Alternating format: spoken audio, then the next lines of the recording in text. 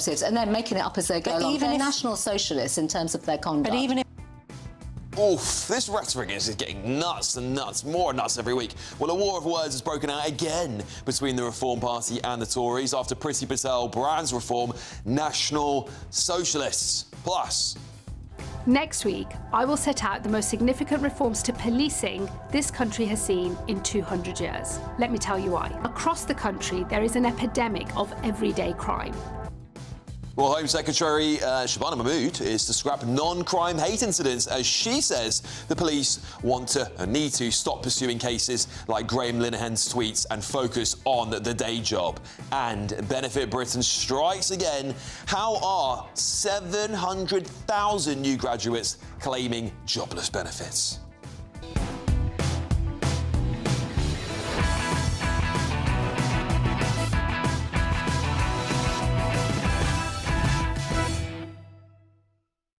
Well, it's a bloodbath, isn't it, on the front pages today. Every single national newspaper is running with the Burnham story. And to talk about this craziness, we've got former Labour Minister Bill Rammell, former Conservative MP Jane Stevenson, who knows a thing or two about, leadership contests, don't you, Jane? And comedian and GBNews contributor Paul Cox to make fun of it all. And hopping along, what caused this crash? Can you spot it here on your screens? We will play this viral clip at some point tonight. I promise you, I've been saying that for weeks, but we will do it. Huge 2 hours coming up. Promise you it's going to be a fantastic show. Let's get your news first with Aaron Armstrong.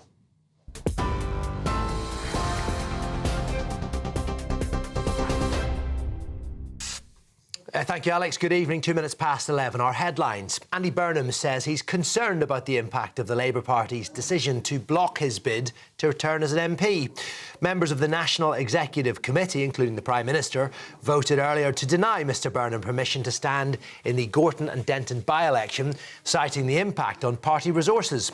It's led to reports Sir Keir Starmer is facing a revolt from left-wing ministers and Labour MPs.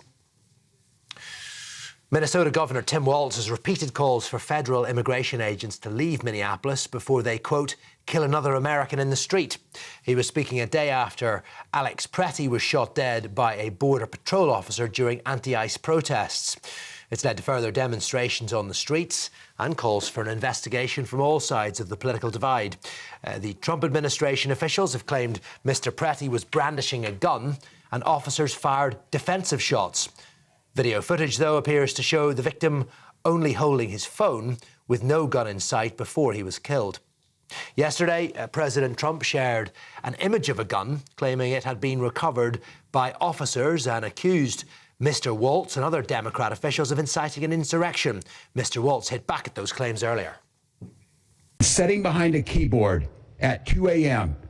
and besmirching a VA nurse and a son and a co-worker and a friend is despicable beyond all description. This family has gone through enough, and to have the most powerful man in the world drag their dead son with absolutely no evidence and gaslight the entire country, this is enough.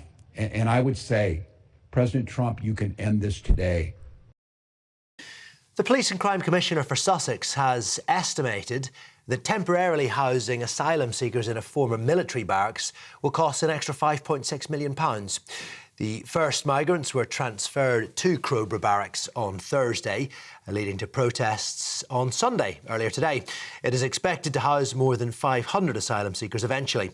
Katie Bourne, the Conservative PCC for Sussex, submitted the funding request to the Home Office for community engagement, public order and investigations, and it was based on asylum seekers staying there for a 12-month period. Almost 200 million people across large parts of the US are under weather warnings as a severe winter storm sweeps across the country. New York's Mayor Zoran Mamdani has ordered schools to close on Monday, citing dangerous conditions, with up to 30 centimetres of snow expected in the northeast. More than 10,000 flights have been cancelled nationwide, with further disruption expected as a result of blizzards and icy conditions. But some folks have been making the most of it. These people in Washington, D.C. enjoying a snowball fight, although more than 850,000 households are without power. Tennessee and Texas are among the worst affected states. President Trump has called the storms historic and has approved federal emergency disaster funding for 12 of the states in the south. Finally, if you're not too good with heights, take a look away now, because the US climber Alex Honnold has completed an extraordinary free solo ascent of a skyscraper in Taiwan. He did it without ropes or safety equipment, making it to the top of one of the world's tallest buildings in an hour and a half. The building is more than 500 metres tall, designed to resemble a stick of bamboo. Another climber did it a few years ago, but he used a harness and ropes. The American says he hopes it inspires people to pursue their own challenges, because time is finite. And those are your headlines. Now it's back over to Alex. Tune in to GB News Radio wherever you are. Online, on DAB digital radio, on TuneIn, on Radio Player, on Nation Player and on your smart speaker. Just say, play GB News.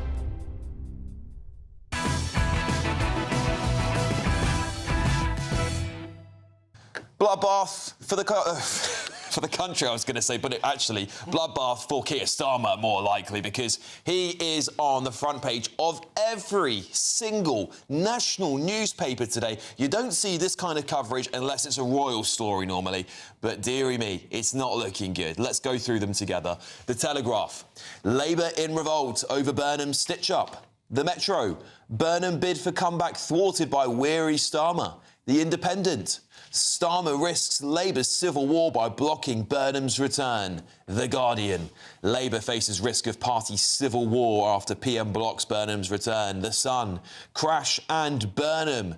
The Eye paper: Starmer triggers Labour's civil war after blocking Burnham return. The Times: Labour MPs revolt over blocking Burnham. The Daily Mail: Lame duck Starmer has only hastened his demise. The Mirror: Strong Starm tactics. The Express: Labour war as Starmer blocks Burnham bid to be MP.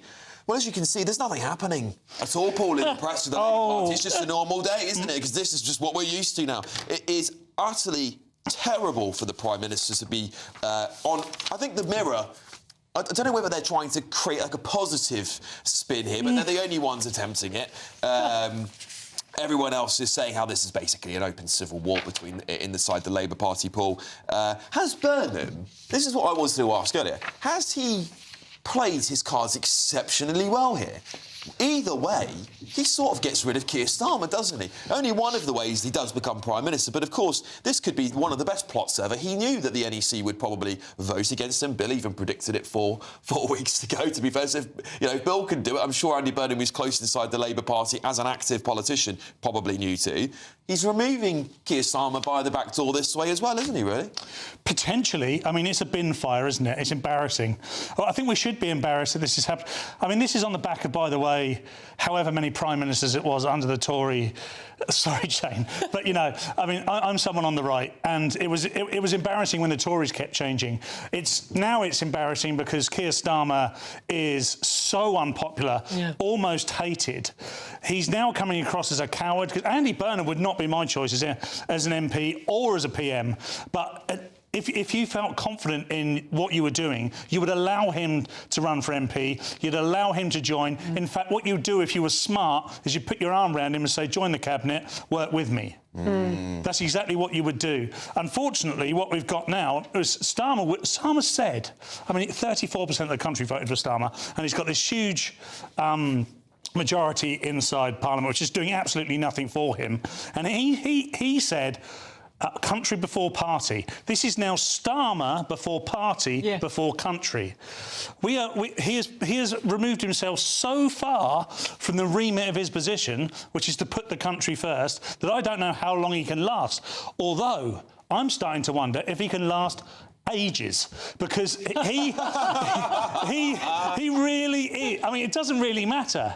If he came out at number 10 tomorrow with no clothes on and said, I'm voting reform, I think he'd still get at least another month. I mean, this is why I was mocking throughout the show. I really want to bring, at some point in time, I know my fantastic team are going to let me play, again, one of the best parts of the show tonight, which was my satire of Keir Starmer, obviously becoming the dictator that he claims he never would be, because again, Jane, this was a terrible decision because if you're a strong leader, you welcome the challenge and you go, do you know what? I'm going to beat you. And that's how you show you're in charge. What he's done here is openly told his enemies, of which there are many plotting for his job inside the Labour cabinet alone, to say, I will do whatever I have to, administrative Politburo nonsense, to stop you from doing it, but that's because I'm worried you'll beat me. Well, it's quite spectacular, own goal for Labour, because we've got the most unpopular Prime Minister in history practically barricading the door to number 10, you know, so no one can get in.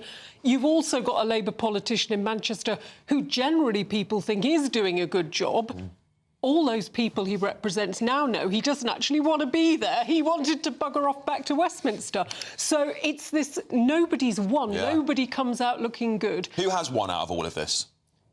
Well, Nigel all Farage, opposition parties. Green but Party. I do think in May, the May elections are going to be very challenging for Labour. And I actually think this could kick off a mass uprising protest vote. And I think people who may have voted Labour, sort of soft Labour supporters, will not like this at all. And it's copper kettle black. I think it's going to be very challenging for the Tory party as well. Possibly, because we have a lot of local councillors up for election. But I think Labour are going to be, I think, historically appalling, which I will have a little bit of Schadenfreude. Come on, give me my moment. Just a hint of it. I had enough. To be fair, Bill, she's gone for a lot on this the last few years. Your turn now. I made the point earlier, we live in very fractured political times. We do. And I know there is this desire to say that Reform are taking all before them. That's not actually borne out by the polls. The latest YouGov poll, and that's the most reliable poll, gives 24% Reform, 20% Labour, 19% Conservative. But a lot of them Conservatives have overtaken Labour. A lot of polls. That's the latest one in YouGov. And it's a massively fractured political system. And Paul, you said about Labour getting 34% at the last general election. I made the point just now. I predicted we would have a landslide with the least enthusiasm for any political government that there's been, because we didn't have that level of support. Look, Andy Burnham would have been a massive diversion.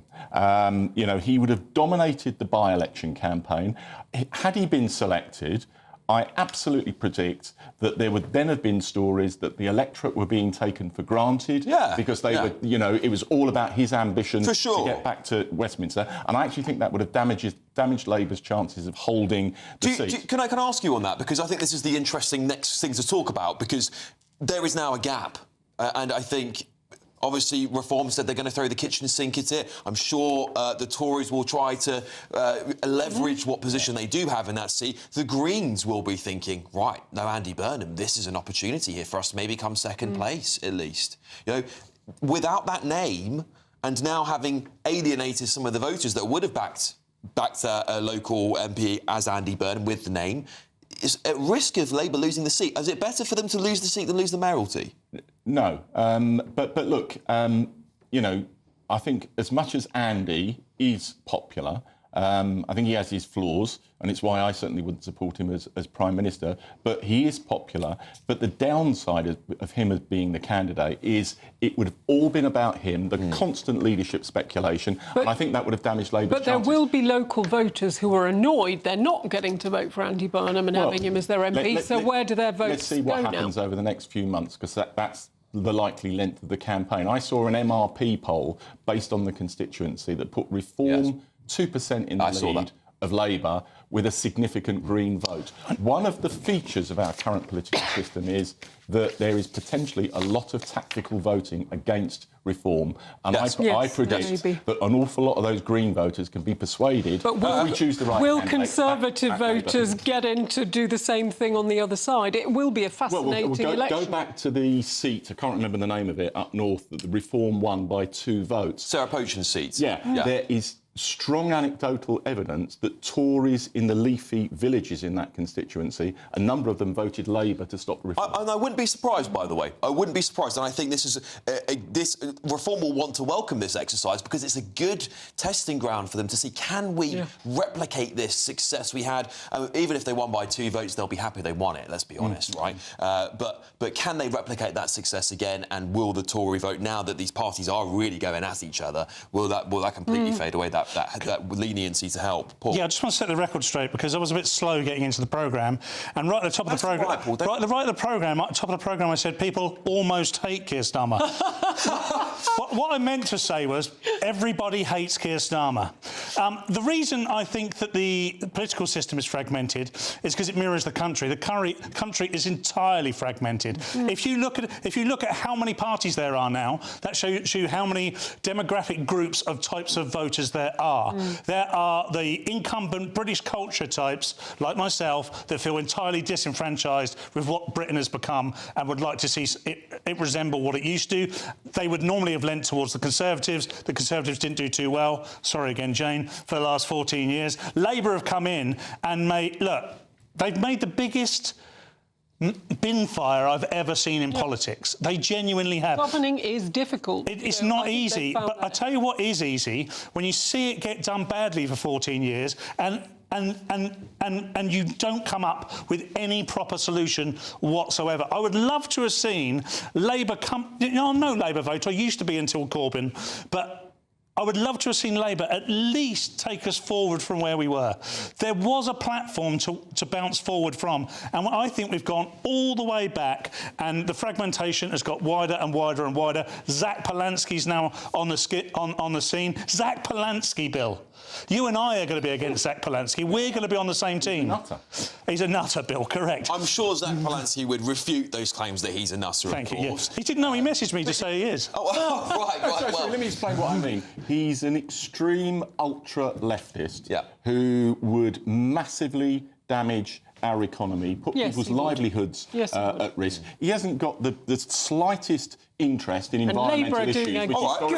Fine. And listen, I'm sure my audience, and I hope I don't have to say this to you all at home, I am not, on the same political side of the spectrum as the Green Party or Zach Polansky is. But let's say this, he is an effective communicator. The fact he's taken the Greens from, 4% in the polls to 16, 17% in some cases is quite a phenomenon. But the Greens We've only seen Nigel Farage be able to. Fascinating mix between little old ladies who like trees and the planet and the Gaza kind of extreme kind of campaigners for Gaza. It is a very odd party now from the traditional Green Party, but they are ultra-socialist. But he is a threat, and the point I'm making is he's a threat to the left because unlike Keir Starmer, who's one of the biggest criticisms I have of him, is he can't communicate with people. And it's so critical when you are the head of the government, effectively, to be able to communicate what you're trying to achieve, Bill.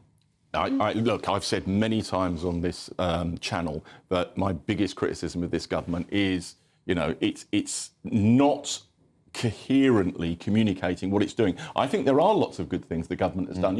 It has reduced the cost of living. It has renationalised the railways. It has improved workers' rights. It has tackled made lots of people unemployed. Security. It's not built any houses. But there's not a coherent picture being painted. When I was a member of the last Labour government, particularly during Tony Blair's time, every day, every week, he was explaining what we were doing, how we were doing it, and why we were doing it. And that is sadly lacking at the moment. No, well, it's more than lacking. I mean, when you look at things like digital ID, for example, the 1 minute the Prime Minister's saying we need this to tackle illegal migration, it has to be compulsory, and the next minute he's saying we don't. And this is the problem, that there is no foresight more than announcing a policy and wondering what happens in 24 hours in the press, not what happens 6 weeks later when people have digested it and picked out all the holes in it. Look, we will come back to this because it is on the front page of every single newspaper.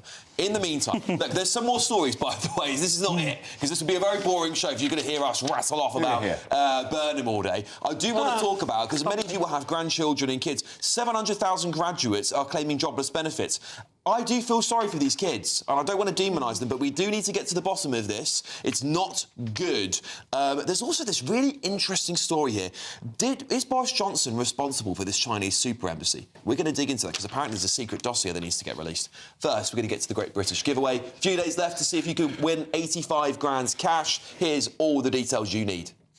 It's the final week to see how you could become our biggest cash prize winner to date, as there's a simply stunning £85,000 in tax-free cash to be won. Go on that dream holiday, buy that brand new car, or just relax in the knowledge that the rest of the year could be on us. £85,000 really could be yours to make 2026 your best year yet. But you have to hurry, as lines close on Friday the 30th of January. For another chance to win £85,000 cash, text cash to 63225. One entry costs £2.50 plus one standard network rate message. Or text bonus to 63225. 5 entries cost £5 plus one standard network rate message. Go to gbnews.com/win. Entries start at £2.50. Call 0903 686 3232. Calls cost £2.50 plus your network access charge. Or post your name and number to GB18 PO Box 8690 Derby DE1 9TT. UK only. Entrance must be 18 or over. Lines close at 4 p.m. on the 30th of January. The winner may be contacted live on GB News, week commencing 9th of February. Please check the closing time if listening or watching on demand. Good luck.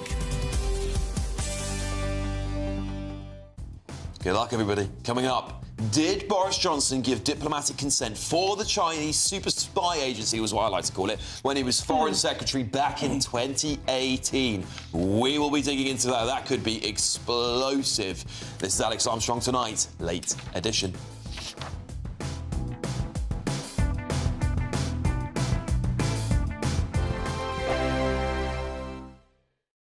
Westminster's full of talk, but out here, it's the real world.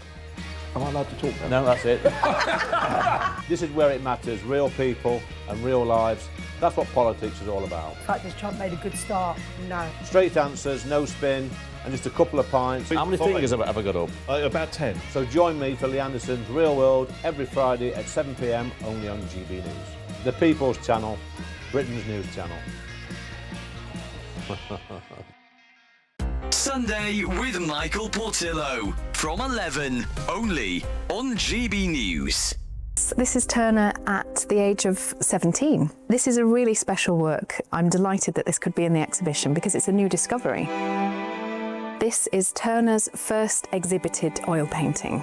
This was a real milestone in any artist's career. Anyone who wanted to become a painter and a professional painter, a Royal Academician, had to be able to demonstrate that they could paint in oils.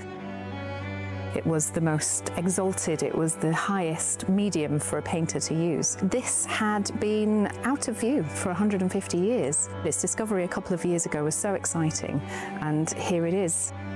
And it shows Turner at the age of 17 really laying down some of those hallmarks that would become, the things that we know and love about Turner later on. It's a magnificent piece. We better go and see an early constable. Yes.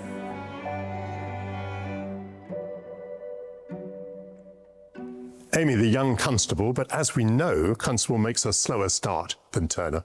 Yes, Constable does indeed make a slower start than Turner, but he also makes a self-conscious decision to be different to other landscape artists. Spending so much time in the countryside, in the landscape that he was brought up in, he really wanted to capture the landscape with as much veracity, as much truth, and as much freshness as possible.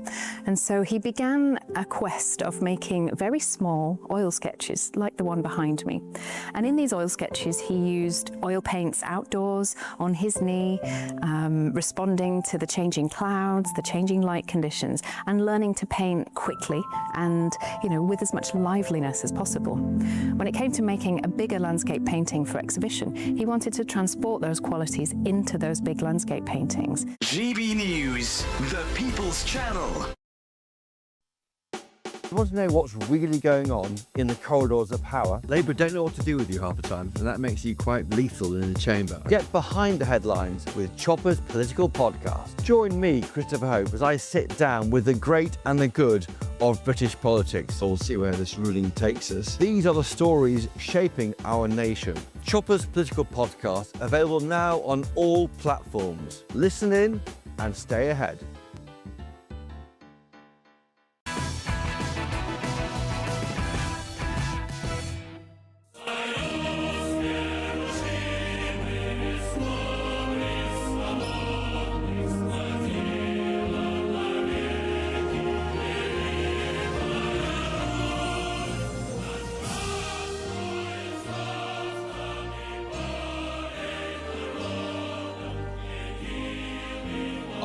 Tories leader has been able to cling on to power for yet another week somehow. Who knows how he does it? He is ruthless. He is, as the Mirror call him, as it's, what do they say? Strong storm tactics. There you go. Yeah. I mean, I know our communist forefathers would be proud. Could someone tell me why the S&T are in yellow? I don't know. What? I don't know. So on strong storm tactics, I'm talking to you like we're just off air now, but it's in yellow. I'm seeing it in black and white. We couldn't get the pun about arm if they hadn't made Strong it very arm. clear. Oh, right. Paul, you're meant to be a comedian. Well, it's just they're treating. I mean, the Mirror readers are stupid, but they're actually treating them as if they know. Might not have got it. I should have known. I should have known. It's a pun. I don't deal in puns. Yeah, all right. There are still 2 million people who read the Mirror who are going, Oh, yeah, they were anyway, Bill. You should check the comments under my tweets. Trust me, you don't want to see what goes on there. Right. Should we talk about some other news? Because I know you're all going to get a bit sick of Keir Starmer and Andy Burnham. We will come back to it because it is on the front page of every single story and there's a lot more to say. I'm sure this panel will have a lot more to say. Downing Street has been urged to publish a secret note. We love a secret note, don't we? In which Boris... I can't speak, I'm delirious. Boris Johnson gave conditional diplomatic consent for the Chinese super embassy. Campaigners made the demand as they geared up for a legal challenge to the controversial proposed central London building. The lawyers acting for opponents of the plans, formally approved by the government last week, have called for the release of key documents, including a note written in 2018 while Mr Johnson was Foreign Secretary. Well, the Foreign Office has repeatedly cited a note... Verbale, thank you. Communication, yeah, I guess. Communication issued under Mr Johnson as proof of the UK's granted even conditional diplomatic consent for the building. Do all roads point to Boris, Bill? Bad roads? Don't ask Bill. Boris shadowed me for 2 years when I was Higher Education Minister, and I'm going to come to his defence because he undoubtedly wouldn't have read that note, and therefore he's completely free of guilt. No, look, I mean, he was an unserious politician and he was found out. But, you know, just like the Chagos Islands, which was started by the last Tory government, I've no doubt that he did commission the original work. But do you know what does this mean? What does this conditional note mean, Bill? Well, it meant there was an in-principle conditional level of support for the Chinese embassy being developed. But, you know, there's such hypocrisy around this. I need to choose my words carefully because in government I signed the Official Secrets Act. Yes. Appreciate that. Every country... Spill all the secrets. Every government in the world has spies embedded in their embassies. Of course. Right? You know, so what you need to do is manage the risk. And if you look at the reports the government has received over the embassy, and that contributed to the planning decision, the security agencies say the risk can be mitigated. OK. Interesting, Jane. If this is true and Boris gave his conditional support for the embassy, it's not a good look for him and for the Tories. The key word is conditional. So if I were negotiating to make this as secure as it can be, you could set many conditions, like the construction workers are all British, they're all security screened. We want to see every inch of every floor, the plan. Hang on, I've got to give you as much hard time as I give Bill on this show, because, look, at the end of the day, British people will turn around and say, well, what were you thinking, giving them any conditional Well, they have to have an embassy. Well, they've got one. What do they need a super spy embassy for? Well, they've got lots of different sites, so I think there is sense in what Labour is saying about putting all of these 6 sites into one site, because that is easier to keep tabs on. So there is some sense in that.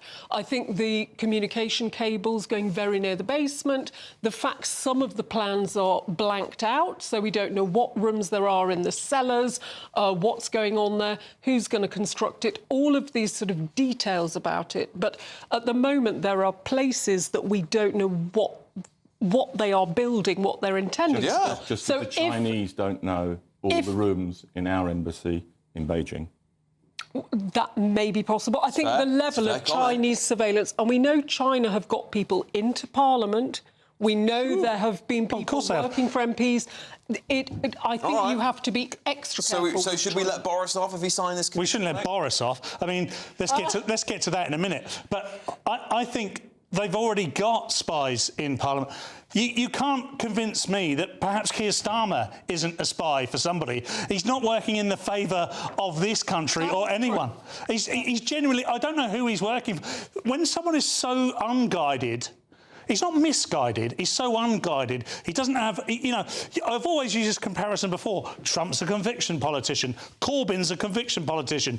You might not like them, you know what they stand for. Keir Starmer, you have no idea what he stands for. Look, Paul, listen, he is the Prime Minister. I don't believe that the Prime Minister of the country is... Do we need to push back on it? He stands for the European Union. I think it's a bit of a stretch. That's what I'm saying, mate. OK, I mean, I'm trying to add some... Spy for Brussels, because that is what he believes in, the European Union. Against the risks with China, but we need a grown-up relationship with them. They are going to be the second biggest economy in the world. There are going to be British jobs and British livelihoods that depend on us having a decent relationship with China. So yes, we push back when they aggress, we push back and mitigate the risks, but we need to work with them for the benefit of our people. Yeah, OK, don't disagree with that. All right, well, should we go on to another story now? I don't know whether you're all a bit bored of that one. I'm slightly a bit bored of it. But look, in the front page of the Daily Telegraph here, 700,000 graduates are claiming jobless benefits. Now, we've been speaking a lot about university tuition fees on the channel over the last few days because we keep on having to read these horrific stories. And in some cases, these kids are leaving university with upwards of £50,000 worth of debt, 9% interest rate. This is almost a forever debt. And it's another way of stealth taxing our future kids, future of this country, should I say, into utter oblivion, Jane. And I think young people in this country are very hard done by, actually. And I know a lot of people will disagree with me, but they can't afford homes. They're being undercut by cheap labour coming into the country. Jobs are leaving at rapid rates thanks to artificial intelligence, which we're not prepared for. How much worse can we make it for them? Yeah, I think the principle that university graduates traditionally earned a lot more than non-university graduates. As times change, we need to relook at this. But it's not fair that an 18-year-old who goes straight into work pays taxes to pay the tuition fees for someone that's then going to earn multiples of what they're ever going to earn.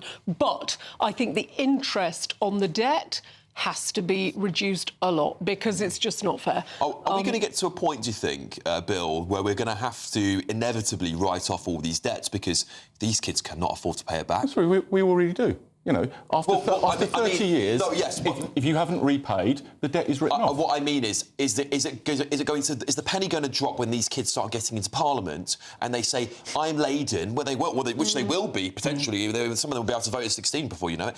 They'll get to a point where they go, this is not a good policy, this is making us poor, this is burdening us with such a debt that we'll never be able to do anything. And the government are going to have to say, sorry, all right, then we have to scrap it for everything. I have to declare an interest. I was a higher education minister, I was a university vice-chancellor for 8 years. And if you want to properly fund universities, it is not fair that the whole of that burden falls on the generality of taxpayers. It is right that post-graduation, when you still look at the evidence and the average graduate over the course of their working life earns £100,000 net of tax, more than someone with just 2 A-levels, it is right that in a fair and proportionate way they repay. The 700,000 story, it's actually based on the fact that graduate unemployment has gone up from 5 to 6%. Thanks to Rachel Reeves. From 5 to 6, but the figures actually date back before Rachel Reeves.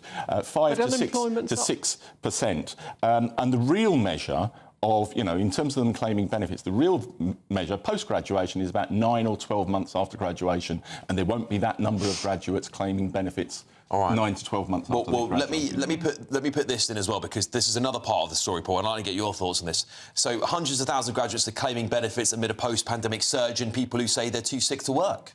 Right, so this is another part of it, and I guess the question here is: are they saying they're too sick to work because they can't get jobs? Therefore, they're thinking, what's the best way I can claim the most amount of benefits to have at least a life, or is it that we've got this crazy soft generation who just won't want to work? Well, first of all, we haven't mentioned a job tonight that Bill hasn't done.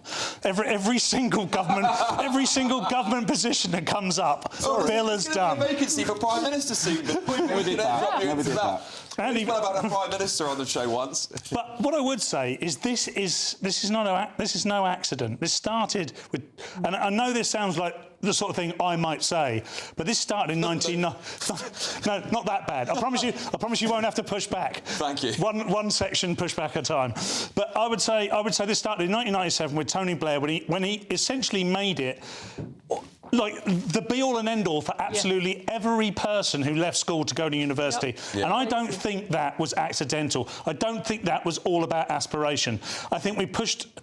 And it was no coincidence, by the way, that at the same time, when I left school, people paid for me to go... The government paid for me to go to university. When kids leave school now, and ever since 1999, they've had to pay their own debt. So I don't think it's a coincidence. What proportion of people went to university when you went to university, Paul?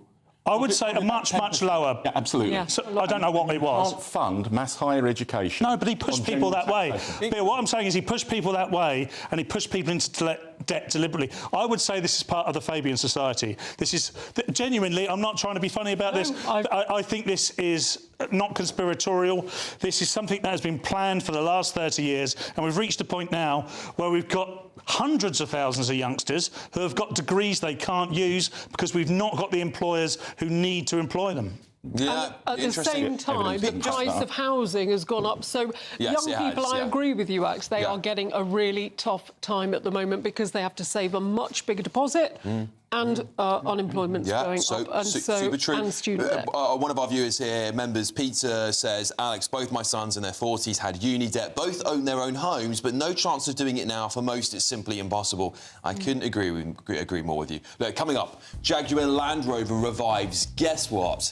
The petrol-powered engine after disastrous woke rebrand has backfired. This is next on Alex Armstrong Tonight.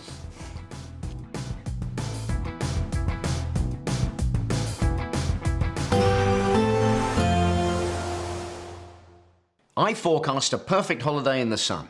Weather looking good then? For sure, and no worries about our travel insurance. All Clear Travel Insurance sponsors GBNews Travel Destinations Forecast.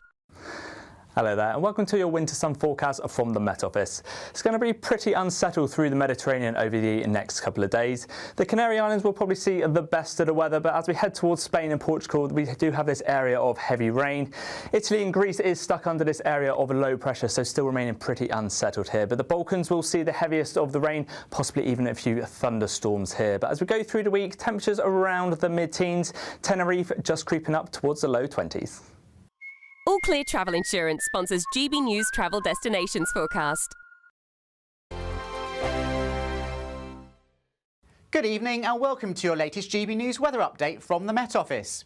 Flooding could be a real concern for some places in the coming few days. There's further heavy rain on the way for all of us, and at times it will be rather windy as well. So areas of low pressure moving in from the Atlantic, and there's this deep area of low pressure moving in for Tuesday that's of more concern with some strong winds and further heavy rain for all.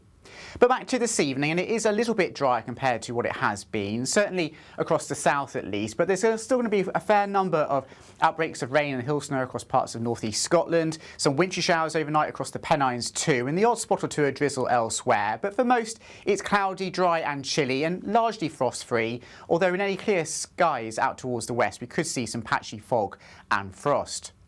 The best of the brightness first thing on Monday morning will most likely be across the northwest of Scotland. The Outer Hebrides, the Highlands here could see some sunshine, but elsewhere across Scotland it's still pretty windy and damp and cold. Outbreaks of rain and hill snow across the Grampians. Bits and pieces of rain pushing into western parts of Northern Ireland already, and some showery rain pushing into Cornwall and Pembrokeshire as well. Otherwise, many parts of England and Wales will get off with a largely dry start to the new working week, albeit cloudy and quite chilly. And whilst there'll be the odd glimmer of brightness through the day, most places will stay pretty overcast and cloudy. Here comes that rain in from the west as we go through the morning, so a wet picture by lunchtime for Northern Ireland, a rainfall warning coming into effect here with some heavy and persistent rain through the afternoon. Rain also creeping into Wales and the southwest, and turning windy here, albeit quite mild. Otherwise, it's going to be a chilly day compared to the weekend. Now for Tuesday, various weather warnings are in place, so do check our website and app for further details. Lots of heavy rainfall, many parts of the UK, low pressure spreading its way northwards, bumping into that colder air and bringing some particularly heavy and persistent rain across parts of Scotland and hill snow with some strong to gale force winds, particularly around Irish Sea coasts, and temperatures around average for the time of year. Decisions made in Washington aren't just shaping America, they're shaping Britain too. From migration to to global security, from crime to health. Whatever happens in the White House today will be felt in your town or city tomorrow. That's why The Late Show is live from Washington, D.C. Cutting through the politics to show you what it all means for Britain. The Late Show live every night at midnight. Only on GB News, Britain's news channel. Westminster's full of talk, but out here, it's the real world. Am I allowed to talk now? No, that's it. This is where it matters, real people and real lives. That's what politics is all about. The fact has Trump made a good start? No. Straight answers, no spin, and just a couple of pints. How many fingers have I got up? About 10. So join me for Lee Anderson's Real World every Friday at 7 p.m. only on GB News. The People's Channel, Britain's news channel.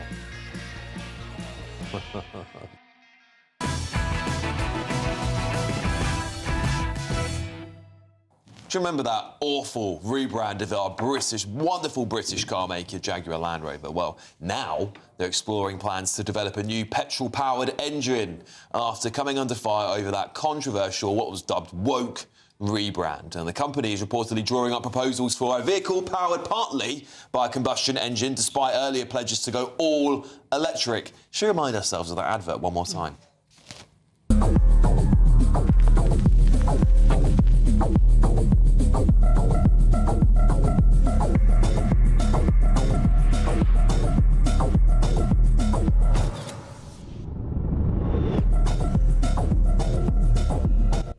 Well, copy nothing, but copy the old cars you used to make, because they were way better than that rubbish you put out. Where was even the car in the video? It was terrible. Even if it was woke or whatever, it didn't even show off the car. Well, anyway, guys, Jane, they've decided to go back to petrol engines.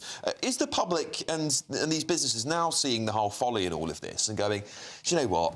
This whole electric thing, electric car sales have plummeted and they've flatlined over the last year or so. Are we seeing a revival of the petrol engine? I do. I think they're still due to be phased out, but I certainly think the moment for being super eco has passed. And not cool anymore. Overton window has gone. I do drive an electric car because I got it when you could drive into London without paying Sadiq Khan any money, so that made Now you have to sense. anyway. I was going to say he's now charging even electric car drivers. I think without those incentives about it makes it easier. But Jaguar, I mean, seeing that advert again just makes me enormously sad, because you think of the history of Jaguars, the E-Type and the XJS, and you just think, what are they doing with such an iconic brand 100%. to have gone, you know, so woke and so unnecessarily over the top. Over the top. Yeah. Paul? You loved it, didn't you? I can see in your eyes. That was one of my favourite adverts of all time. Interestingly, every time Jane talks, the viewers won't know this, but Bertie Dog, Jane's dog, is in the office behind the studio, and every time Jane talks, Bertie Dog talks as well. So, and he's lovely. We should probably bring him on air. Yeah, we should actually. But I would say that it was catastrophic, and there was a couple of years. Not Bertie Dog's lovely. The Jaguar advert. There was a couple of years of huge brands catastrophically imploding to try and appeal to an audience that wasn't theirs. Yes. I've never understood that. The marketing of things like Jaguar and what was the beer in the States that had... Oh, yes. Bud Light. Bud Light. Yes. The marketing gurus that sit behind these brands know exactly who their market is. They know exactly who it is and who it's not going to be. The idea that you could wipe your whole market to one side and appeal to people that aren't going to buy the cars anyway. That's why the car wasn't in the advert. Because it was not about cars. It was about going, look at us, we're multicultural, isn't that great? Yeah. No. Yeah, no, it's a good point. Bill, have you owned an electric vehicle? No. No, would you ever own one? Probably, yeah. I mean, look, you know, in terms of what Jaguar Land Rover did, I mean, the rebrand was weird. It was weird. And the bit I don't get is that all companies almost certainly focus group their adverts before they release them, and therefore why that wasn't rejected, I don't know. But longer term, I still think electric vehicles are part of the future. They're going to be cheaper for people, and they are going to help to tackle environmental problems.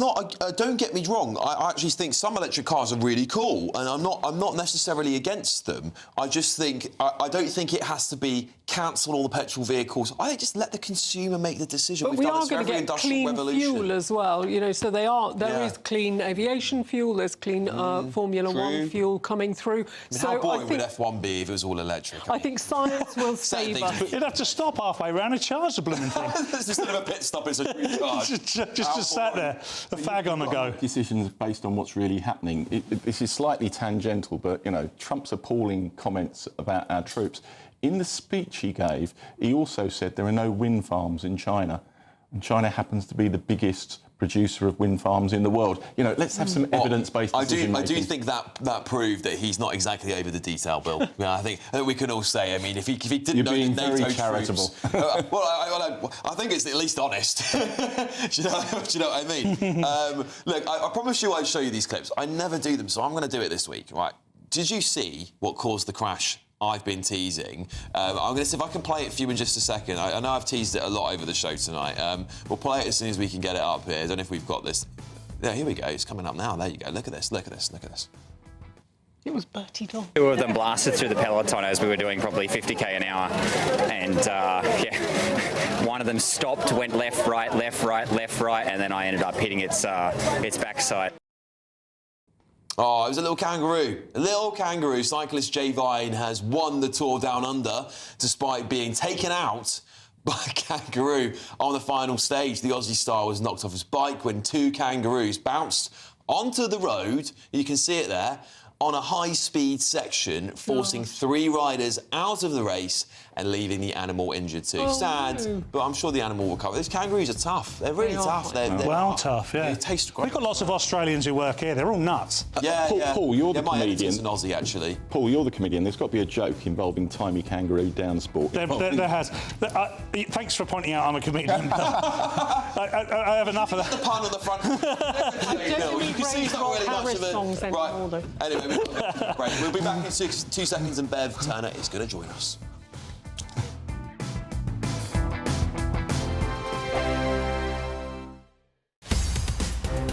In the GB newsroom, we bring you the news as it happens. With our team of dedicated journalists across the UK, we're ready to keep you up to date with what's happening every half an hour, every single day.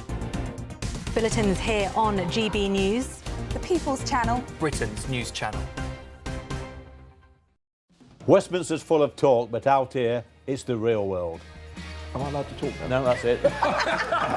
This is where it matters, real people and real lives. That's what politics is all about. In fact, has Trump made a good start? No. Straight answers, no spin, and just a couple of pints. How many fingers have I got up? About 10. So join me for Lee Anderson's Real World every Friday at 7 p.m, only on GB News. The People's Channel, Britain's news channel.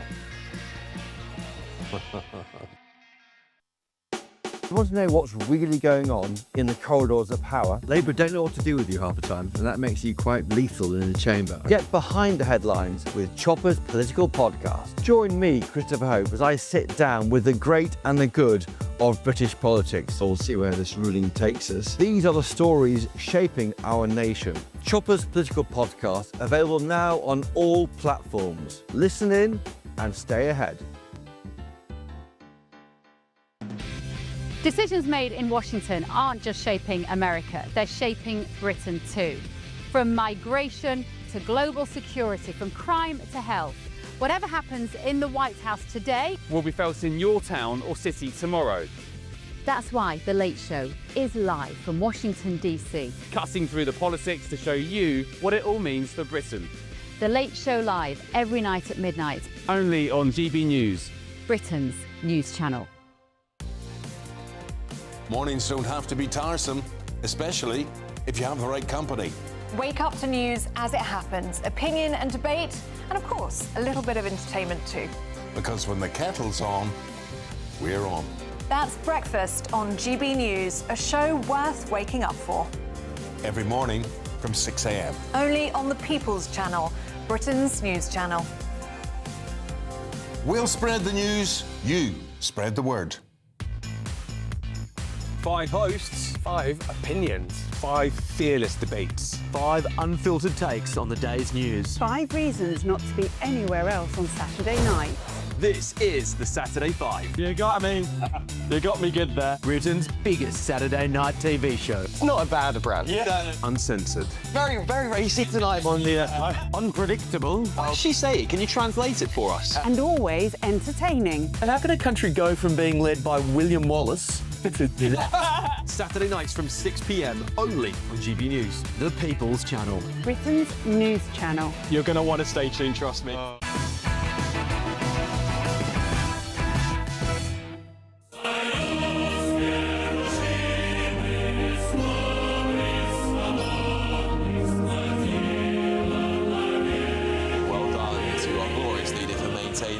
In his position as Prime Minister for yet another glorious bloodbath that is the front pages of the national press today. Let's see how much longer he can last. We've got a special guest joining us, and it isn't the beleaguered Prime Minister, it's Bertie. Hello, Bertie. Bertie's second appearance on GB News. It is. He was on Lee Anderson's show, so Bertie Dog is making his Paddington studio debut today. Oh, there we go. We love to see it. We love to see it. I did say it was going to be a bit of an unhinged show tonight, so that's the first time we managed to get 5 panellists on this show. But you might speak more sense to some of the lefties we have on the show. You haven't heard it. Not you, but I wasn't. All right, listen. Hopefully, joining me now ahead of the Late Show Live at midnight is GB News' Bev Turner. Bev, I hope your show's been a bit more sane than mine's been this evening. What's coming up on your show? I cannot promise sanity tonight, Alex. I've just hot-footed it from very cold, icy Washington, D.C. We knew that this storm Fern was on its way with this record amount of snow and ice. I cannot describe to you the scenes outside the studio this evening. I had no idea that a capital city in a developed country could be brought to a standstill like it has been today, Alex. I can't even explain it. In fact, let me just show you a little clip of earlier today. Have a look at what's coming up on the show. Here we go. Can report here in DC 6 inches of snow, and 6 inches is enough for a bit of fun. I'm sorry, Bev. I've got Paul Cox in the room who has just looked at me and said something I'm not going to repeat on national television, but he's on your show tonight, so I'll let him get you taken off there, not me. We've also got another guest here tonight, Bertie. Bev, it's been a bit of a weird one, I'm not going to lie to you. But Bev, listen, well, you know, Greenland's come to America? Greenland has come to America, yeah, honestly, the ice and the snow. We have all had to decamp to a hotel round the corner. We were due to go back to our apartments tomorrow. There is literally no physical way that we could go to our apartments, which are 2 miles from the studio. You cannot move in this city. We'll show you some footage tonight. The roads are utterly untraversable. We've had all the snow ploughs out today. Lots of people with individual businesses are out there with their own snow shovels trying to clear the snow, but as soon as it's cleared, it comes down even faster and harder. So we're going to show you behind the scenes here today of what it's been like in Washington. I've never seen anything like it. If anybody watched yesterday, I was being all like, come on, keep calm and carry on. You'll all be fine. We don't need snow boots. Well, I'm not laughing now. Let me tell you, I was completely wrong. It's incredible. We're going to be talking about also the heat that President Trump is under because of the Minneapolis shooting, as more footage has emerged today, and looking at this from other angles.